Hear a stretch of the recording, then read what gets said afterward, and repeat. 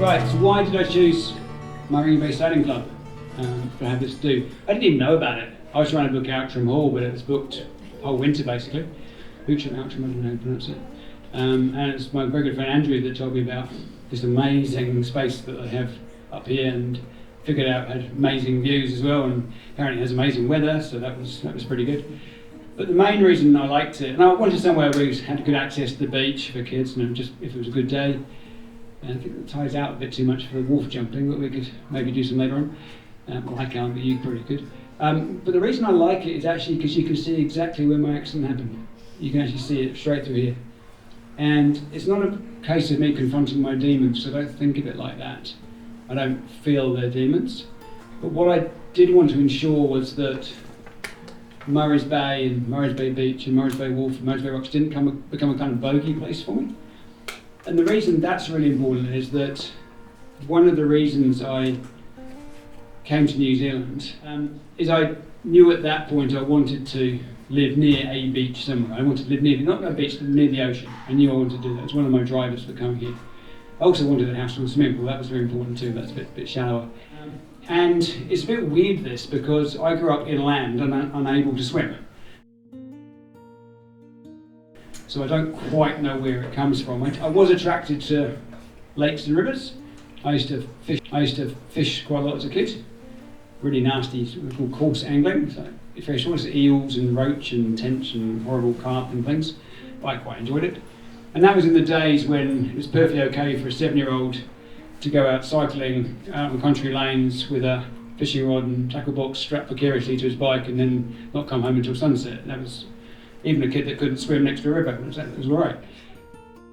So I don't really know where it came from, and I didn't go abroad until I was 14, which, you know, back in those days wasn't that unusual for a not very well-off family in England. You know, people were going off on skiing holidays, we didn't.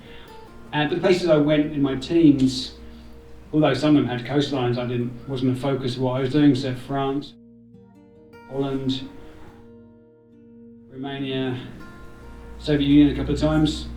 I think Soviet Union had some good beaches down south, I didn't go there. So there's nothing in there that sort of got anything going in me. And then I did a trip to New Zealand. It was over summer holidays in England. It was a uni holidays, and I came here in the winter, worked for a while, and then did a big camper van tour around both islands and sort of understood what both the outdoor life and the beach and ocean scene was like. And then on the way here, it took about 9 months to get here, going through all sorts of amazing exotic places. Like, where did I go? The ones with coastlines, Thailand, Philippines. Still got the idea, I suppose, and learned to snorkel, even though I still couldn't swim at that point. I got to New Zealand knowing that I wanted to live near a beach at some point. The first 7 or 8 years here didn't quite go as planned. It wasn't all bad, but that wasn't a feature for me. In the first 7 or 8 years I was living city side mostly, and just wasn't in that sort of zone. And then I moved to Takapuna, and since then I've been on the shore ever since. And our kids as well sort of seem to fall into that sort of way of doing things as well. This is Tom on the left. Tom's not here today, but he's my stepson. There's his son. He's now 23. That's Tom doing one of the Weeklix triathlons when they were still happening at Narrowneck, I think. Back in the day when they were a bit smaller. There's Tom and his mate John. That's Tom, another year, doing the triathlon, going all out. Bit young thing. This is Kaya here, and where's Zoe? Zoe here. Can you put your hand up? I won't make you stand up, sorry. That was in, some of you will know this is the Mairangi Bay Surf Club float at the Mairangi Bay Christmas Parade. And what they do is they'll get guns full of water and they shoot all the spectators. It's real fun. So both of them were doing nippers back then. That's Kaya. Did you see these before? She has. Yeah, they know what's coming. They know what's coming up. Don't worry. Tom's also cleared his ones as well. Don't worry. I'm a lawyer. I know this shit. So this is Murray's Bay Wharf. I'd forgotten we had this association with Murray's Bay Wharf going back years. I mean, Cara as young as that. So this was surf lifesaving. At one point, the big thing is, almost initiation is jumping off the wharf. You learn to do it.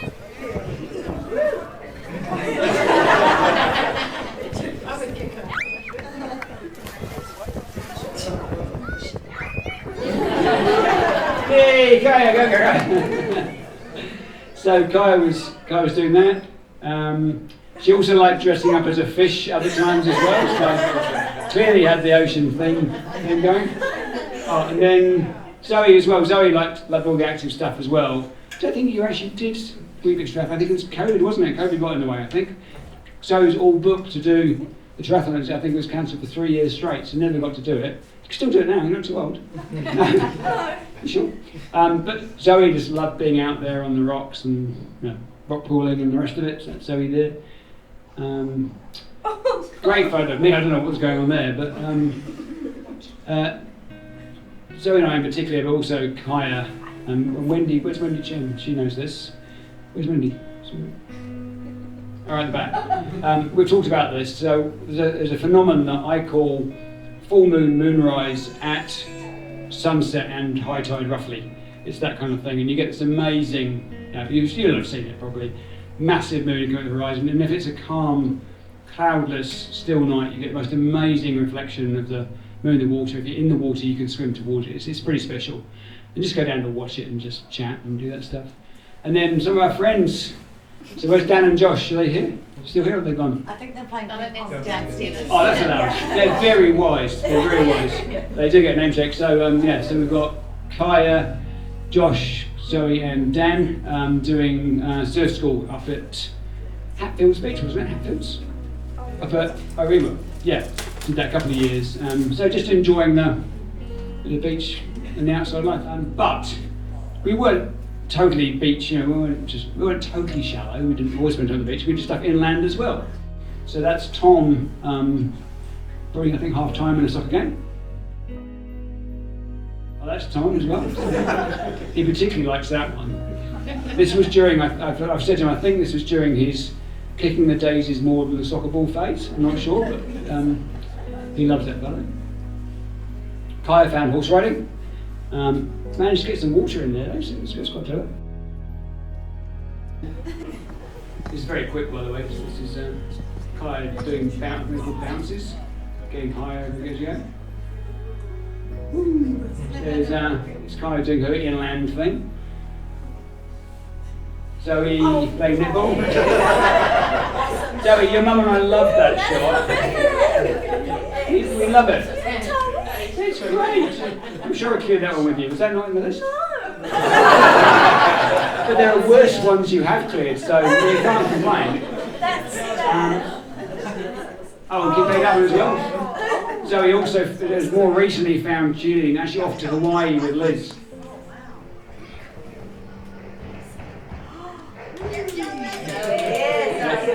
So they're off to Hawaii on the 14th of May, I think, for 8 days for the Global Cheerleading Games. Apparently the Global Games is different to the World Games, which is also different to the inter-country games. I get very confused with all the divisions and the rest of it, but believe me, that's one of Zoe's inland things. Kaya, being Kaya, found ways to fuse the two things. So we already saw her going through the water on the horse. This is her with her mate Brooke down at, what's the beach called, guys? Down at Whakatane. Thornton Beach, just north of Whakatane with her friend Brooke. Also had a video of Kaya charging down Hatfields Beach at low tide. It's a great place to horse ride. And Kaya found the way to do the hybrid, inland and not inland thing. Typical.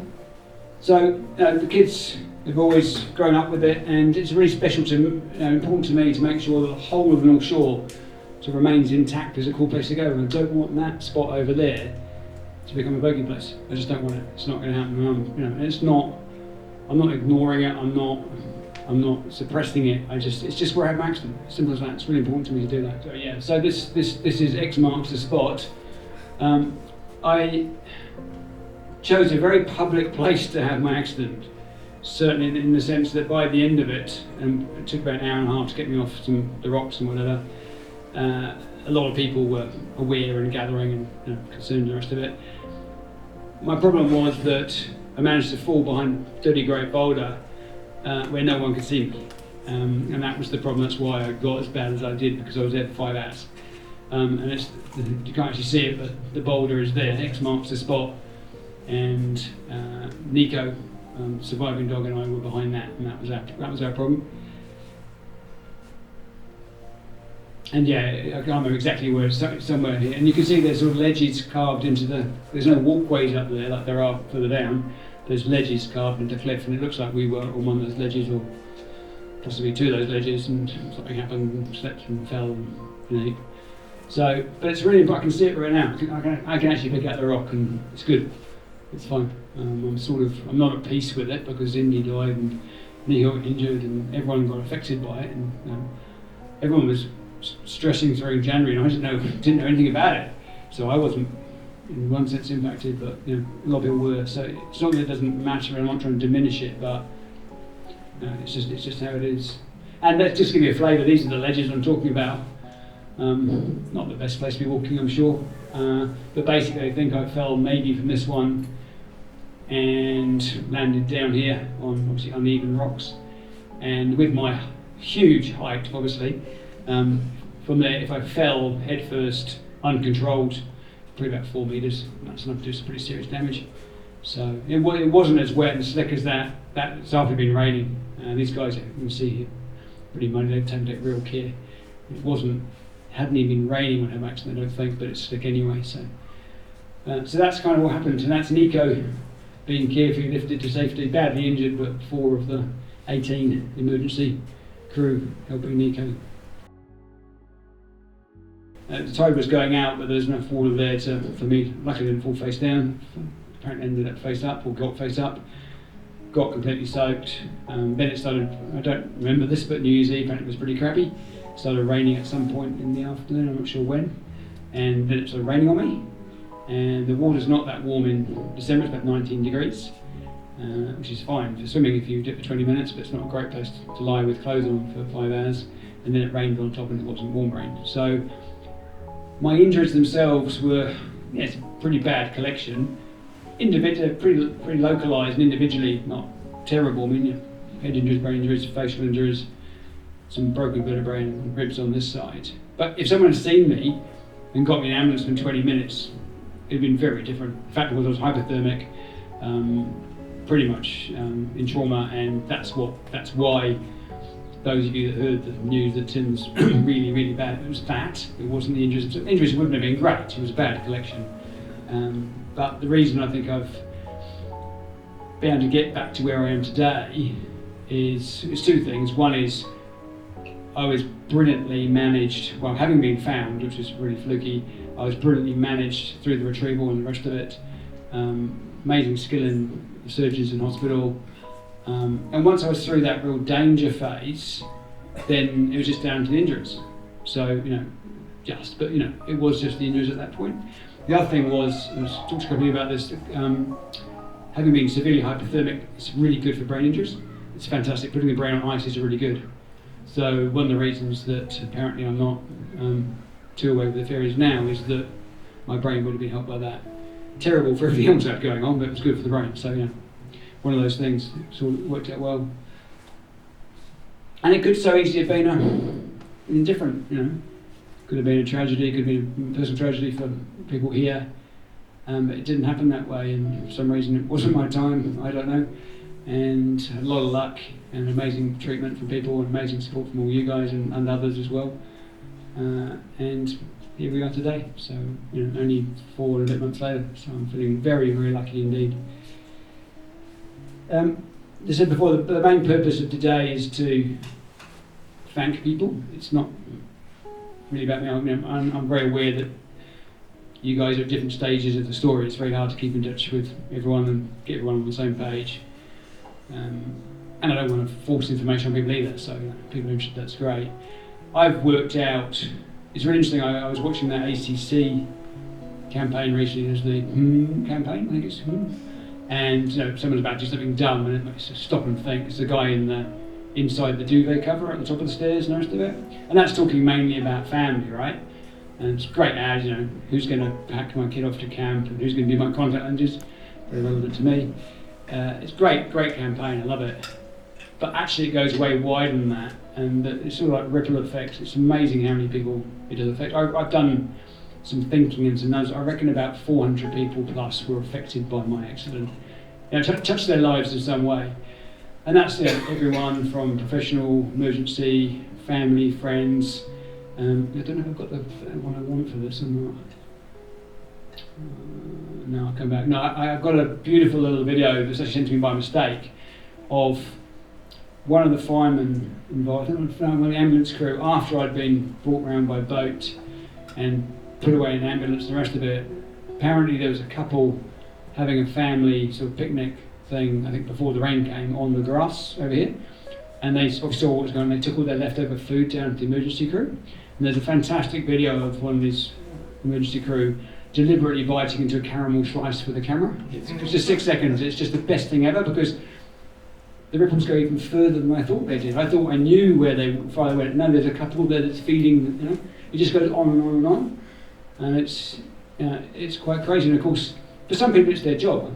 That's what they do.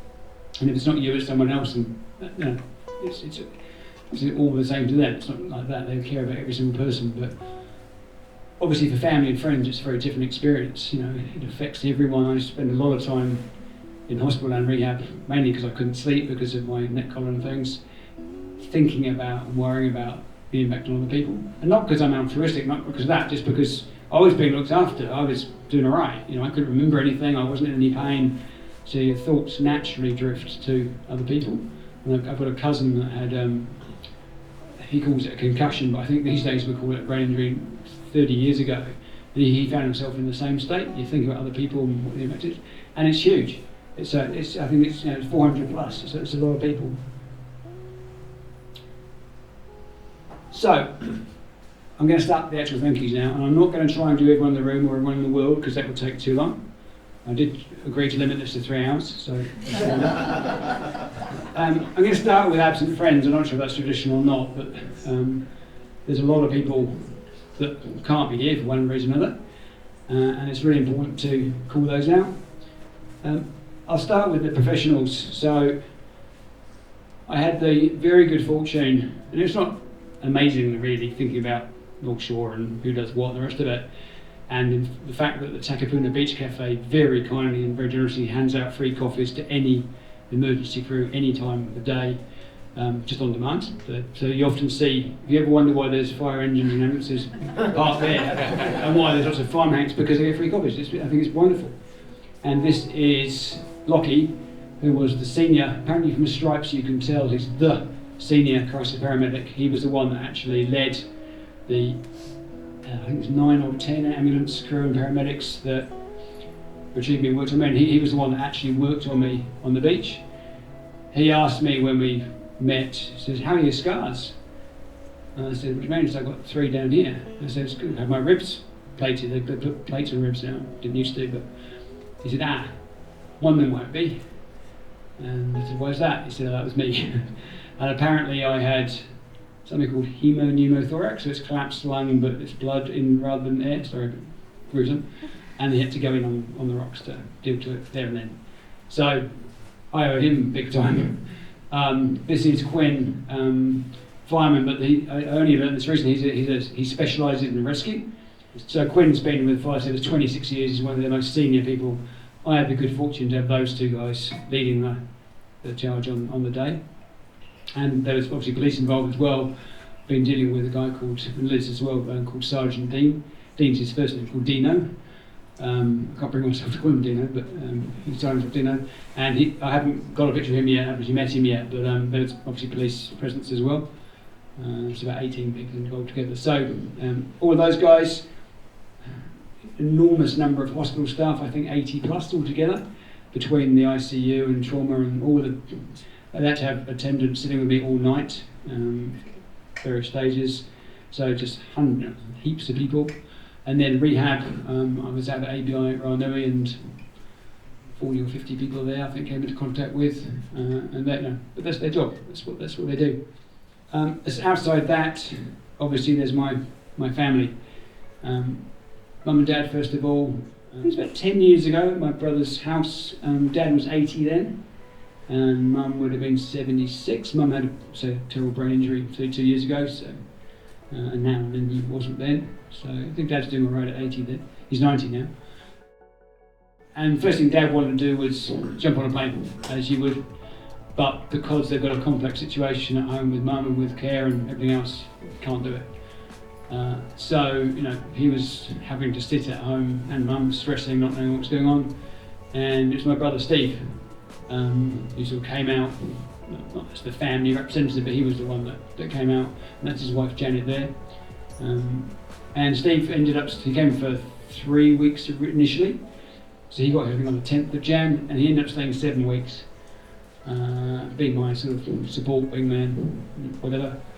And he arranged with his employer to be here, and he was going to try and work while he was here. It didn't really happen. He burnt all of his annual leave in his first 7 weeks with me, which I'm trying to work through with him. And never been so close to my brother in my life. We're in touch every day almost now, as you could do these things. So massive thanks to Steve, and Janet also came out.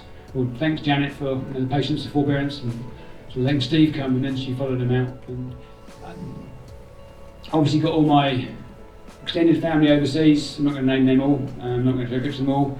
I've got pictures of them all, but they're a lot of them based in London, but also in Buckinghamshire, Hertfordshire. I can't think where else. Scotland. Where have I missed? I think that covers most of them. So you guys, you'll know who you are. All obviously rooting for me and supporting me from afar.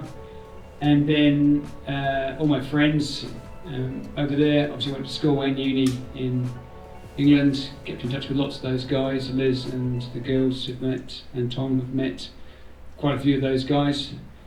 Really dear friends, dear relationships, and they've been very cool. My mate Dave, who's a uni mate, born on the same day as me, and actually on the same day as his wife, bizarrely. We were called the triplets at uni, and we could have been, apart from the fact I'm not Jewish, but otherwise we could have been. He's got a very weird sense of humour, which I love. He put together a completely inappropriate playlist on Spotify for me, which he then shared. So it had things like The Fall Guy, Dangerous, by David Guetta and Sam Martin. You name it, this goes on. Rock Till You Drop. About 100. And then he updated his Homeward Bound towards the end, which was a lovely touch, I thought. I loved it. I haven't got a macabre sense of humour, probably darkish at times. Other people winced audibly when they read it, but that's each their own. I would have had it playing here today, but sorry, tech was a bit limited. So Dave, all you guys in the UK, so that's London, Manchester, Northamptonshire, Cardiff, which is the capital of Wales, I learnt, Hampshire, can't remember where, but dotted all over.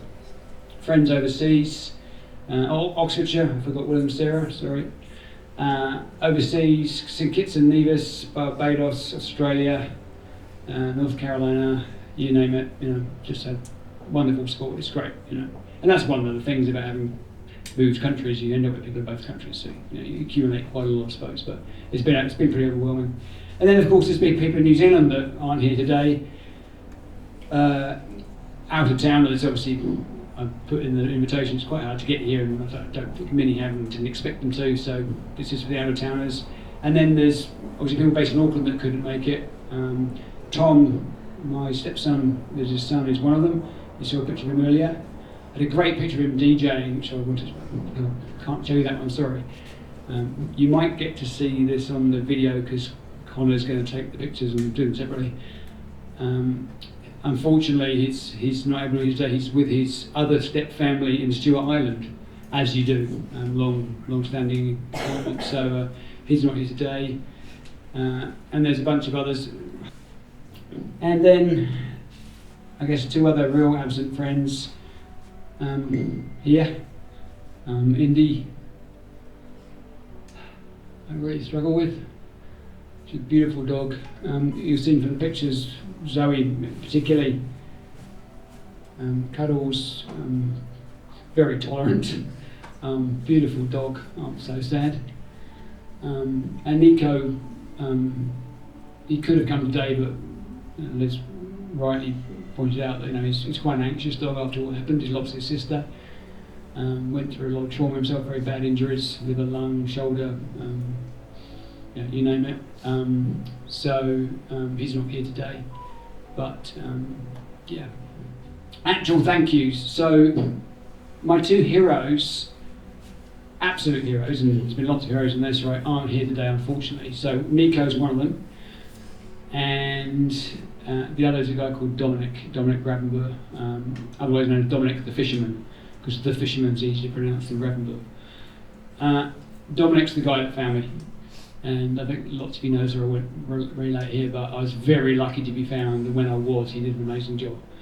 And it's basically as a result of him walking close to the big boulder, which was a complete fluke, and Nico barking at the right time. Because of those two things that I'm actually here today, I wouldn't have lasted the night. They're very clear about that. And it's pretty amazing. Dominic is supposed to be slightly unusual. I don't know, he's late 20s or anything. I haven't actually met him yet. I've talked to him on the phone a few times. He doesn't drink. And there aren't many, I don't think, late 20s, early 30s New Zealand guys that don't. There's plenty, but not lots that don't. I'm drinking 0 beers now because I can't drink for 2 years. That's a different story. He just chooses not to. And I don't think he had massive plans for New Year's Eve. I think he was going to catch up with mates later on. And his idea of a good New Year's Eve is to go fishing in the rain by himself at sunset. And he was the last guy out. Everyone else had come back in because it was raining. People get ready for New Year's Eve, already doing New Year's Eve, and he went out. There was no one else out. It was because he did that I got found. So Dominic and Nico were my true heroes. Without them and the luck. I mean, Dominic said to me, "Mate, it's just luck. You have to thank me. It's what anyone would do. It's just like," I said, "Nah, it's more than luck. There's something, I don't just believe in cosmic forces, there's something happening there that meant he found me." So he's a great guy, and he's unfortunately has to work today, that's why he's not here. I would love you all to have met him, but I would love to have met him too, but we have talked on the phone a bit. Liz, you're amazing. Liz was away with the girls when she got the call from the police on New Year's Eve. Obviously tempted to jump straight in the car and come back. Police persuaded her not to because it was a crappy night. The road from Coromandel was not good. Obviously upset, 2 upset girls in the back. So she had to deal with not coming back. Andrew, best he can, kindly went to hospital, I guess in Liz's place, and stayed the night there while I was operated on. But Liz had to deal with all of that, the initial shock, the trauma, take 3 kids, including Tom, through a very difficult journey, navigating, what was a very difficult January, and did it amazingly well. Liz came and sat with me in hospital while she worked, just being with me. At times I wasn't very responsive, and in the middle of all this was having to deal with a house sale settlement that was not going that well. Had a few problems with it. She admirably sorted out with the lawyers involved, and then had to move house herself and find somewhere else to live. All of that while I was lying in hospital bed. So Liz, thank you so much. You did an amazing job. It was horrendous, you're right. And I wasn't even aware of any of it at the time, so yeah, thank you. Tom I mentioned before. Tom was amazing support to Liz and the girls during that time as well. He took a week off work, was made to take sick leave for it. It was a bit stank, but then there you go. Every employer is different. But he's a tower of strength. He's grown into an amazing adult. He's a great guy. Really enjoyed his company, and he was an amazing support to Liz and the girls. Kyra and Zoe, you've been right through it. You've been amazing too. I loved your visits in hospital and rehab, the ones I can remember anyway. Some I can't remember, some interactions I can't. You've done so well. It's been full on for you, seeing your dad, first of all, probably at death's door, and then coming right, and then going backwards again, and behaving really oddly in hospital. Apparently I tried to be amusing at times, that they come in and do this little test every day. I'm told, I may have got this wrong, but they'd say, well, what's your name? Tim Pritchard. Where do you live? Murray's Bay. Where are you? The North Pole. I don't know if it's something funny or just my disoriented brain, or I don't know what, but anyway, there's moments of slight humour in there. But Karen and Zoe, thank you for everything. Andrew, my absolute New Zealand bestie, thank you for everything you did. Andrew was my other wingman along with my brother. He was obviously on the scene earlier than my brother because he was there on New Year's Eve, and you've done so much and you continue to do so much, so I can't thank you enough. For all the people that visited me in hospital when I wasn't responsive or was behaving very weirdly. I don't know who they all are, but Anya, I know you were there every day. And it was like Anya, Kay, I know you were there a lot, and Liz and the girls were there a lot. I don't know who else was, I'm sorry, but and I don't even remember you being there, so, but I know I haven't been told what an amazing thing you guys did, so thank you. All the people that visited when I was more lucid, more conscious, and both in hospital and rehab. And again, I'm going to call out some people, I won't get everyone, but Catherine Cullen, is she still here? What's Catherine? Catherine in the back, Peter Kenny, Jackie Anderson, didn't make, no, she's right, she hasn't made it. Who else? Kelly McGurran, Kelly's still here. Kelly, thank you. Steph Paul, Morgan Cramp, needs today. Anna Martelli, all ex-AMP colleagues, just amazing. I'm going to call out Morgan. A lot of people when they come to visit me said, is there anything you want or need? Is there anything we can bring you?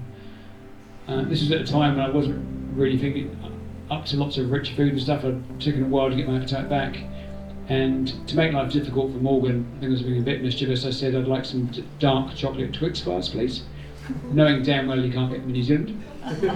The closest place you can get them is Canada, apparently. So Morgan did what anyone would do, is made her own. She made her own dark chocolate Twix bars, and I'll tell you what, they're better than the originals. So Arnie's also a baker and did amazing things. So thank you to all those guys. It was lovely also that out of this, some old relationships have been rekindled as well. So I'm looking at David, Susan, Katrina. Former ANZ colleagues, that's going back 13 years and more. And I think I've only seen probably Susan once since then, and probably not Katrina at all. I didn't even know they knew. I'm not quite sure how they did find out, but Liz, I'm not sure. Thank you, Liz. And this hamper arrived. Amazing hamper from Faro. They know my foodie side. And that was from Rich and Susan Katrina, a lovely note in it. And we've been kept in touch since, and so lovely to have you today. And we're going to go out for a big non-boozy do at some point. We've done all the boozy do's that we need in our lives, haven't we? No, okay, yeah. If you want to know any good drinking games, those two are really good at them. It's a great one, they know. I can't drink. But we're going to catch up properly, and I've only heard snippets so far, but it's so lovely to be back in touch with you guys. It's wonderful. There's quite a few relationships have been rekindled through all this. Everyone who's here, I haven't mentioned, everyone who just sent good wishes, everything mattered. And Cam, I printed lots of them off and put them up on the wall in rehab. It was so nice to be able to see them. It was so lovely to hear from Kerry, lovely to get your email. And others too, heaps of you. And also everyone who supported Liz and the kids through it as well. There were lots of amazing gestures of support, food and other help, childcare and things. It was incredible. So thank you everyone who's here, thank you everyone who's not here. You're all wonderful people, love you lots. I'm going to end. It's a real shame I haven't got any more slides because people are asking you're going to be in trouble. I'm going to end in the tradition of musical hedgehog picnics with a commercial break. Because I said I've thanked all the professionals already. That was the health and emergency ones. There have been other professionals involved as well that need to call out. I mentioned Pete first. Let's do Pete first. I've got your stripy shirt photo up, mate. Pete is financial advisor extraordinaire. He happened to be Liz and Dave's, Tom's dad's financial advisor before I met Liz, and he became mine when I joined AMP because you got all the riffraff at AMP, didn't you? I think, pretty much. And so it's quite convenient. He's an extraordinary financial advisor, specialising more these days in wealth management, but at the time was doing lots of risk.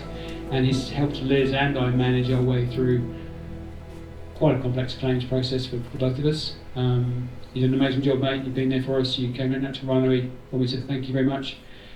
If anyone needs any financial advice, go and see Pete Norris for recommendations. Next one is Sean the Barber. Two things you need to know about. First of all, his real name's not Sean the Barber. Sean's not his first name and the Barber's not his surname. He's actually a Iranian Persian guy originally, and he's anglicised his name, and the Barber's obviously his occupation, but he's known as Sean the Barber, that's his business name.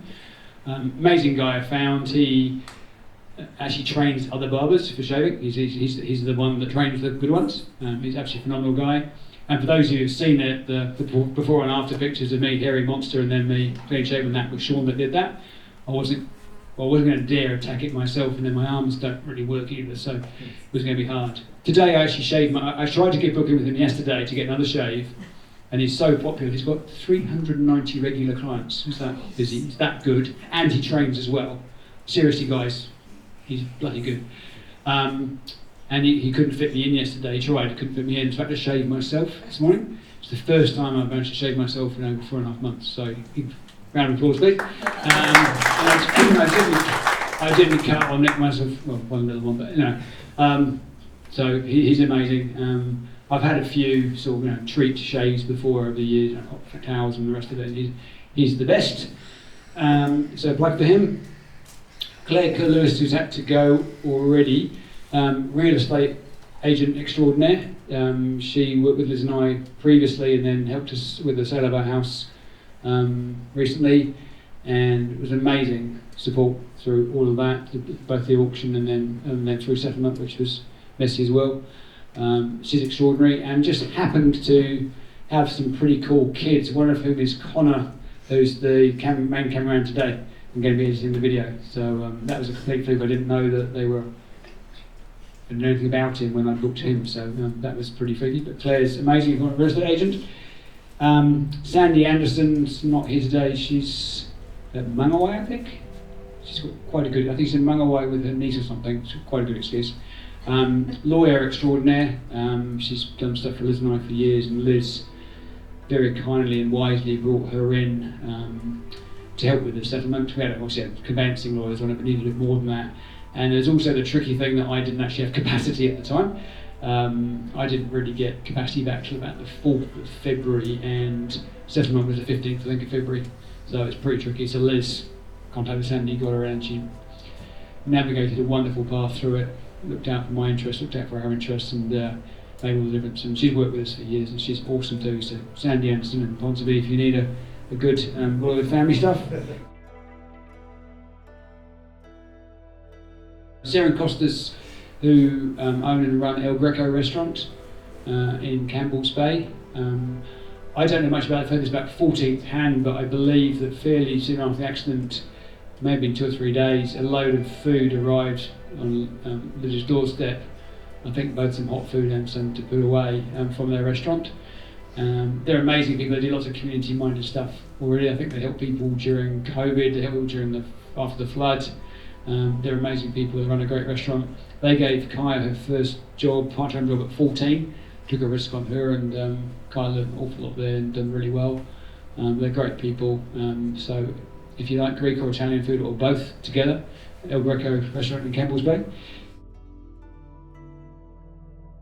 Helen Mackay, my boss or owner and principal of Gino Legal, where I've been working for the last 15 and 18 months, the last 3 months.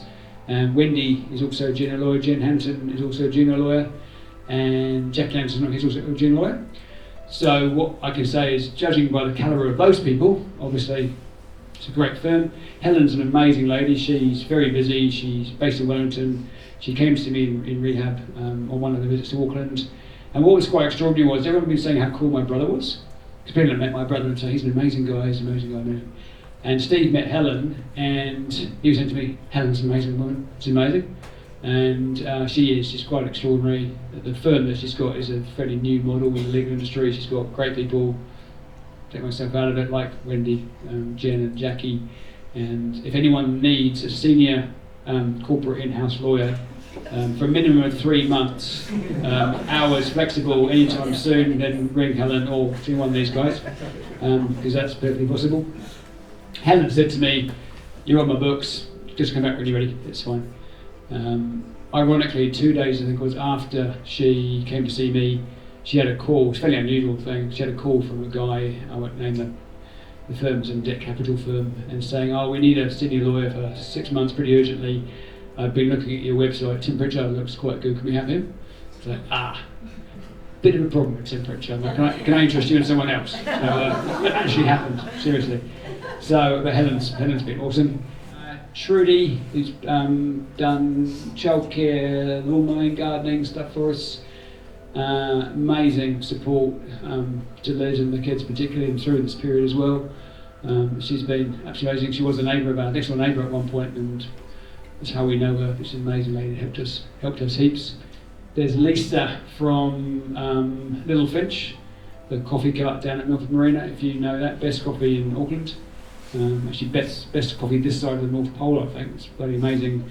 And she supplied cookies for Catherine to buy to bring to me in rehab. Lovely lady, and she used to see me and Nico and Indy most days, and she really misses the dogs.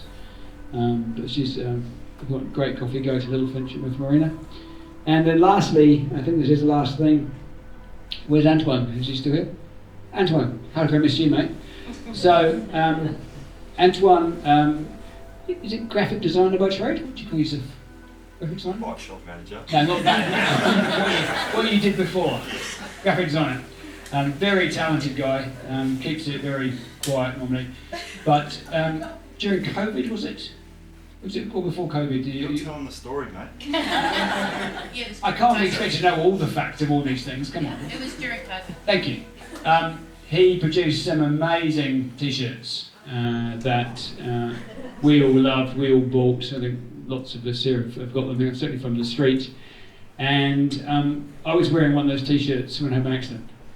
And I've actually got it here. It's amazing design. He's basically taken lots of different New Zealand logos and put them all together.